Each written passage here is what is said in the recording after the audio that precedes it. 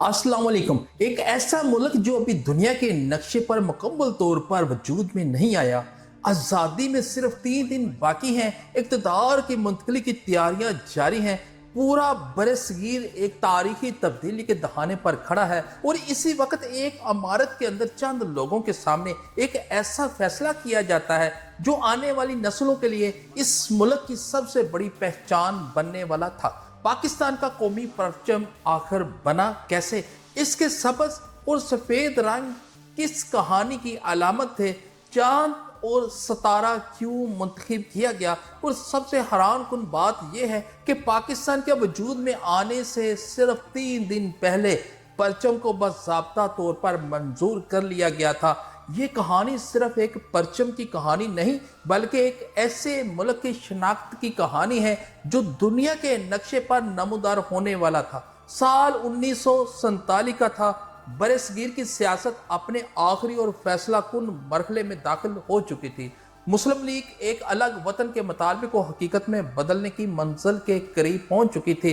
3 जून 1947 को तकसीम हिंद का मंसूबा सामने आया और अब सबसे बड़ा सवाल ये था कि जो नई रियासत वजूद में आने जा रही है, इसकी शनाख्त क्या होगी, कैसे होगी? एक मुल्क सिर्फ ज़मीन के टुकड़े का नाम नहीं होता, इसकी अपनी अलामतें होती हैं, अपनी पहचान होती है और सबसे नुमाया अलामत कौमी परचम होता है।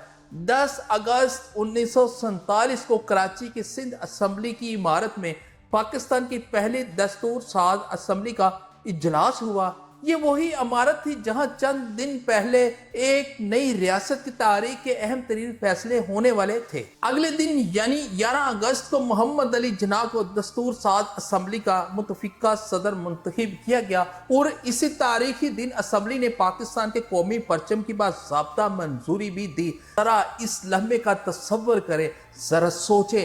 पाकिस्तान अभी मुकम्मल तौर पर आज़ाद नहीं हुआ था, लेकिन इसके परचम को दुनिया के सामने लहराने की तैयारी मुकम्मल हो चुकी थी। एक ऐसा परचम जो सिर्फ कपड़े का एक टुकड़ा नहीं था, बल्कि एक नई रियासत की शनाख्त बनने जा रहा था। इस परचम के सब हिस्से को मुस्लिम अक्सरियत की नुमाइंदगी से जोड़ा गया, जबकि सफ़ेद हिस्सा गैर मुस्लिम शहरियों की नुमाइंदगी के लिए रखा गया। कौमी असम्बली के तारीखी रिकॉर्ड में 11 अगस्त की असम्बली का कार्रवाई महफूज है, जिसमें कौमी परचम की अहमियत और इसके मुख्तलिफ अज्जा पर गुफ्तगू भी मिलती है।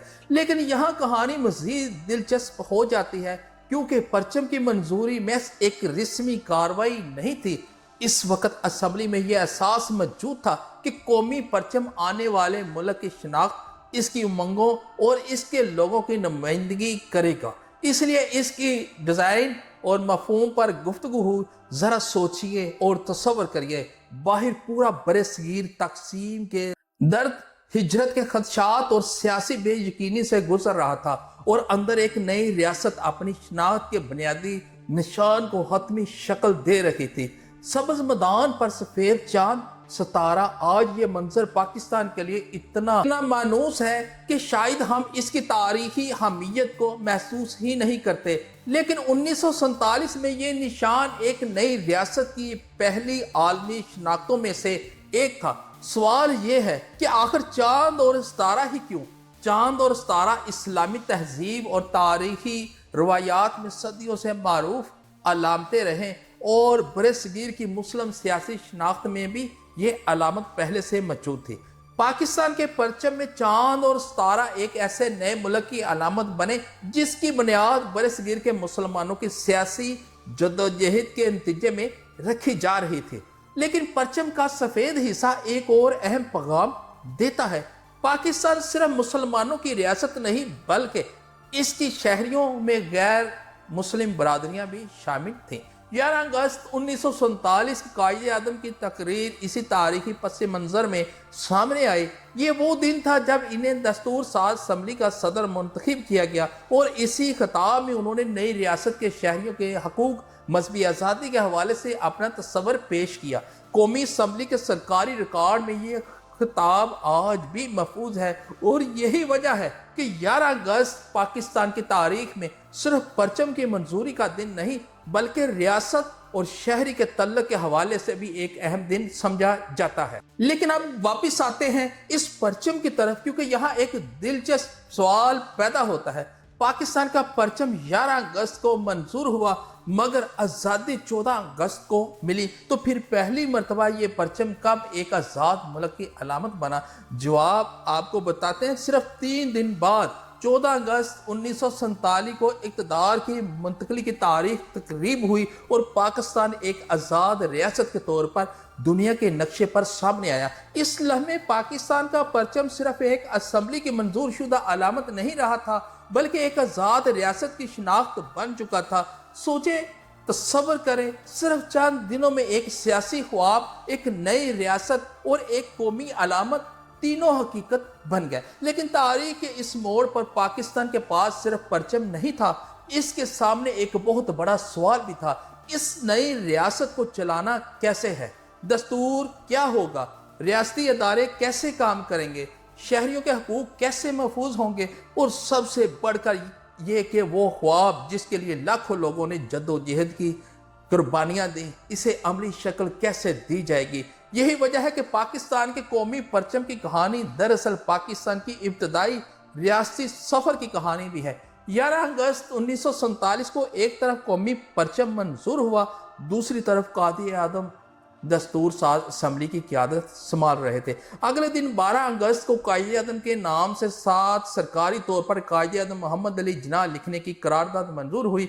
इसी दिन शहरियों, अक़लियतों के बुनियादी हकूक़ के मामलात भी गौर के लिए एक खुसूसी कमेटी भी तश्कील दी गई। यानी आज़ादी से पहले कि ये चंद दिन में तकरीबात के दिन नहीं थे, ये एक नई रियासत के बुनियादी ढांचे के बुनियाद रखने के दिन थे।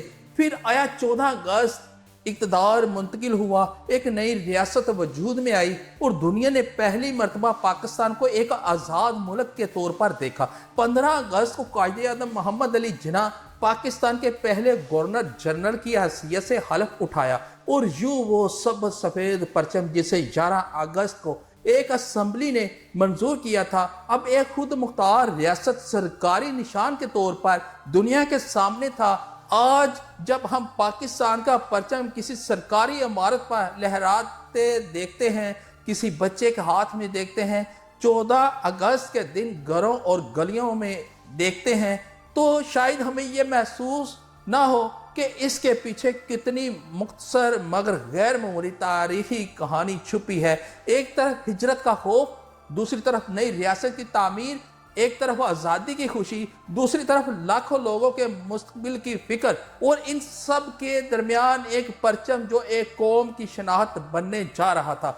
शायद इसीलिए कौमी परचम रंगों, चांद और सितारे का मजमुआ नहीं होता, ये कौम के इज्तिमाई तस्वर की अलामत होता है। 11 अगस्त 1947 को पाकिस्तान ने अपना परचम मुंतखब किया, 14 अगस्त को पाकिस्तान आज़ाद हुआ और फिर इसी परचम ने आने वाली दहाइयों में जंगों, कामयाबियों, बहरानों, खेलों के मैदान में, स्कूलों, सरहदों और दुनिया भर में पाकिस्तान की नुमाइंदगी की। लेकिन इस पूरी कहानी का सबसे दिलचस्प पहलू शायद ये है कि आज से तकरीबन 79 साल पहले जब ये परचम मंजूर किया जा रहा था, इस वक्त किसी को मालूम नहीं था कि आने वाली नस्लें इसे किस तरह देखेंगी।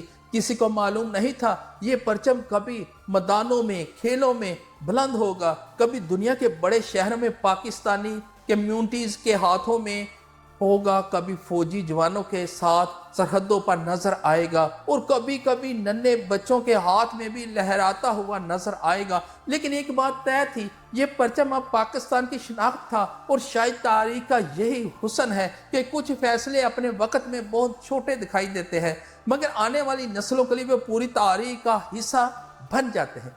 11 अगस्त 1947 का फैसला भी ऐसा ही था। पाकिस्तान अभी 3 दिन बाद आज़ाद होने वाला था, लेकिन इसकी शिनाख्त पहले ही तय हो चुकी थी। एक सबज सफ़ेद परचम, एक चांद, एक सितारा और एक नई रियासत जिसका सफ़र अभी शुरू हुआ था।